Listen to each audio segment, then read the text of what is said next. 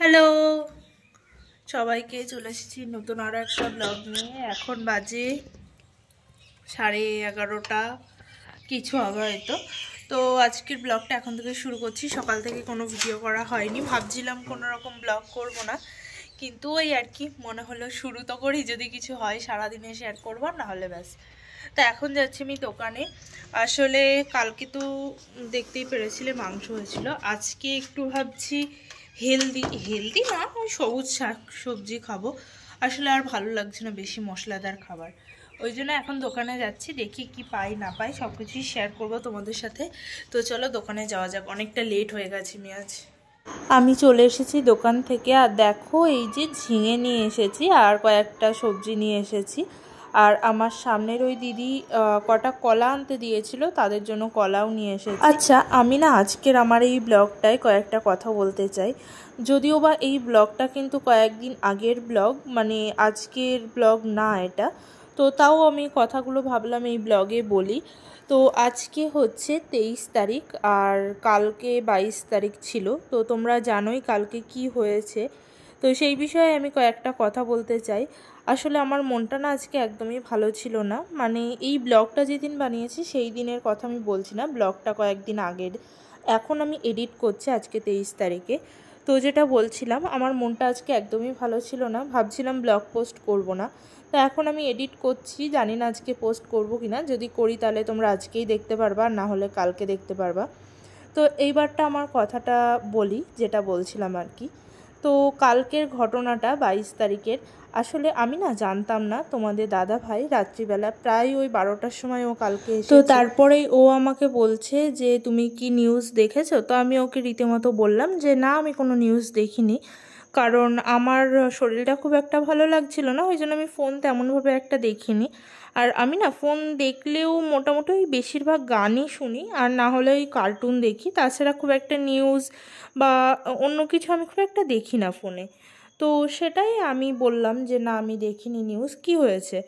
তখন ওর কথাটা শুনে না আমার হঠাৎ করে মনে হলো হয়তো আমাদের ওখানে কিছু হতে পারে। তো আমি সঙ্গে সঙ্গে নিউজ বলে সার্চ করলাম। তো তারপরেই আমি যেটা দেখলাম সেটা দেখার জন্য তো আমি সত্যিই প্রস্তুত ছিলাম। ওটা দেখার পরে তো রীতিমতো আমি বাকরুদ্ধ হয়ে গেছি, মানে আমার কথা বলার মতো কোনো ভাষাই পাচ্ছিলাম না। তো তারপরে তোমাদের দাদা ভাইয়ের কাছে পুরো ঘটনাটা জিজ্ঞাসা করলাম। ও যখন আমাকে বলল, সেটা শোনার পরে সত্যি আমার মনে হচ্ছিল যে আমরা মানুষের জন্ম নেওয়াটাই হয়তো সব থেকে বড় একটা, মানুষ নাকি এই পৃথিবীর শ্রেষ্ঠ জীব, কিন্তু তারপরেও মানুষ হয়ে মানুষকে কিভাবে এমনভাবে মানে ক্ষতি করতে পারে আমি সত্যিই জানি না।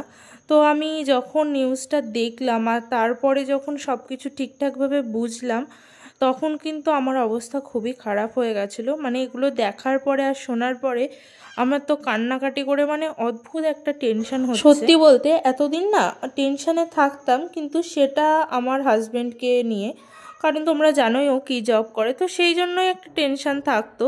কিন্তু এখন দেখছি আর এইসব আলাদা করে কেউ দেখছে না, এখন মানুষ হয়ে মানুষকে ক্ষতি করছে। মানে আগে তো শুধু জানতাম যারা এই জব করে তাদেরকেই মানে এমন করতো, কিন্তু এখন দেখছি মানুষদেরও ছাড়ছে না, সাধারণ জনগণদের।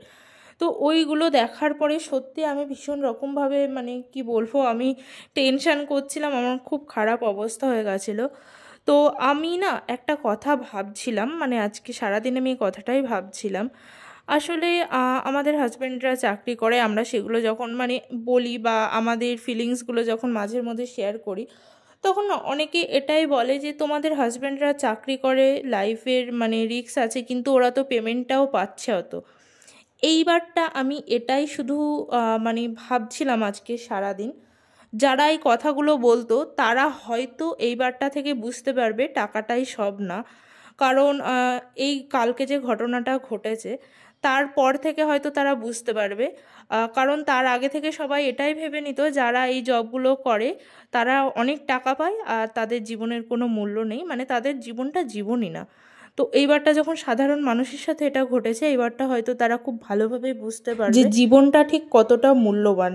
এর সাথে লাখ লাখ কোটি টু কোটি টাকারও কোনো মানে থাকলেও সেটা কোনো কাজে দেয় না যদি জীবনই না থাকে। আমি এটা বলছি মানে এমন কিন্তু না যে আমি সমর্থন করছি হ্যাঁ সাধারণ মানুষের সাথে হয়েছে বলে ঠিক হয়েছে। আমি এটাই বোঝাতে চাইছি যে আজকে যখন সাধারণ মানুষের সাথে এই ঘটনাটা ঘটলো, দেশের সবাই তখন বুঝতে পারলো যে হ্যাঁ, জীবনেরও দাম আছে। আর যখন আমাদের দেশের সেনাদের সাথে এই ঘটনাটা ঘটে, তখন কিন্তু সবাই এটাই মনে করে আরে ও তো শহীদ হয়েছে, ওর তো বাড়ির লোক টাকা পাবে, কিন্তু কখনো এটা ভাবে না তাদের দেশের একজন তাদের ছেড়ে চলে গেছে। তো এটাই হচ্ছে মানুষের মন। আর সত্যি বলতে কালকে থেকে আমার মনটা ভীষণই খারাপ। এইগুলো দেখার পরে আমি জানি না কেন অদ্ভুত একটা টেনশন হচ্ছে আমার মধ্যে। হয়তো এটা হওয়া স্বাভাবিক, কারণ আমরাও তো মানুষ, আর আমরা হয়তো অমন ভাবি না, মানে আমরা সবসময় চাই সবাই ভালো থাকুক। তো আমি জানি না কেন এই কথাগুলো আমি আজকের ব্লগে বললাম, কিন্তু এই কথাগুলো আসলেই আমি বলতে চাইছিলাম, তো তোমাদের সঙ্গে শেয়ার করলাম এইবারটা। হ্যালো, আমি চলে এসেছি ওয়াকিং করে। তো এই যে আজকে চুলটা একটু অন্যরকমভাবে বেঁধেছি, তারও তোমাদের সঙ্গে শেয়ার করি। এই দেখো, আমি কিন্তু এমন করে সচরাচর চুল বাঁধি না, কারণ আমার হাত ব্যথা হয়ে যায়। আসলে আমার চুলটা তো লম্বা, ওই জন্য এমন করে বাঁধা যায় না। তো পরে বলছি, আগেই দেখো জলের ঢপ নিয়ে নিয়েছি, এখন যাচ্ছি জল ভরতে, কারণ এখানে বাইরে ভীষণ হাওয়া হচ্ছে, ঝড় উঠবে মনে হচ্ছে, আর একটুও জল নেই। এই জলটা তাড়াতাড়ি করে ভরে রেখে আসতে হবে, যখন তোমাদের দাদা ভাই আসবে ও গিয়ে নিয়ে আসবে। তো চলো যাওয়া যাক। আর হ্যাঁ, আর একটা কথা, যারা ভাবে না যে একজন সৈনিক আর তাদের পরিবারের লাইফটা অনেক ভালো, তাদের কিছু হয়ে গেলে তো অনেক টাকা পাবে, হ্যানা ত্যানা, তারা পেমেন্ট পায়, তাদের আবার কিসের কষ্ট। তো তাদের জন্য একটাই কথা বলতে চাই, তোমরা যেই টেনশনটা এখন এই দুদিনে করছো, এই টেনশনটা না একজন সৈনিক জবে থেকে তার ডিউটি জয়েন করে আর জবে থেকে তার রিটায়ারমেন্ট পর্যন্ত, তার আগে পর্যন্ত পুরো টাইমটাই তাদের পরিবারকে এবং তাকে এই টেনশনটা কুড়ে কুড়ে খায়। মানে আমরা এই টেনশনটা নিয়েই বলতে পারো বেঁচে আছি। তার জন্য প্লিজ কেউ যখন বলবে তার পরিবারের কেউ সৈনিক মানে ফৌজে আছে, তাকে এমন কোনো কথা বলো না যাতে তার মনে কষ্ট লাগে।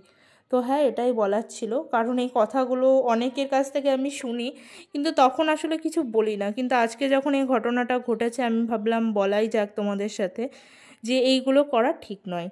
তো চলো আজকের এই ব্লগে এবার ফিরে আসা যাক। অনেকক্ষণ ধরে এই কথাগুলো বললাম, আমি ভাবছিলামই বলবো কি বলবো না, তারপরে ভাবলাম ঠিক আছে বলাই যাক, কারণ কিছু কথা বলা উচিত।